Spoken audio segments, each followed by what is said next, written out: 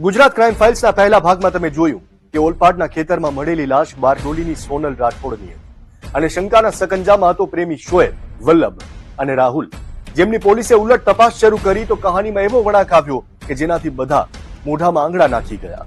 હવે આગળ પૂછપરછમાં વલ્લભ અને રાહુલે મોઢું ના ખોલ્યું. પોલીસે કડકાઈ બતાવી તો ફિલ્મની સ્ક્રિપ્ટ પણ ફીકી પડે એવું રહસ્ય ખુલ્યું. ભાગીને સોનલ અને શોએબ વલ્લભના ઘરે રહેતા હતા. એ જ વલ્લભ ભાગીને આવેલી સોનલ સાથે વાતો કરતો હતો ને પત્ની જોઈ ગઈ. પતિ પત્ની વચ્ચે ઝઘડો થયો. શોએબ પોતાની પ્રેમિકા સોનલને લઈને ઘર છોડીને નીકળી ગયો અને વલ્લભ પણ ઘર છોડીને નીકળી ગયો. હવે ચારેય શોએબ, સોનલ, વલ્લભ અને રાહુલે ફરી ટ્રેનોમાં ચોરી ચાલુ કરી દીધી. થોડા સમયમાં વલ્લભ અને સોનલ બાખડ્યા. સોનલે ખેંચીને 2 ફડાકા ઝીકી દીધા. વલ્લભના રૂવાડે રૂવાડે જાણે સોનલ પ્રત્યે ઝેર ભરાયું.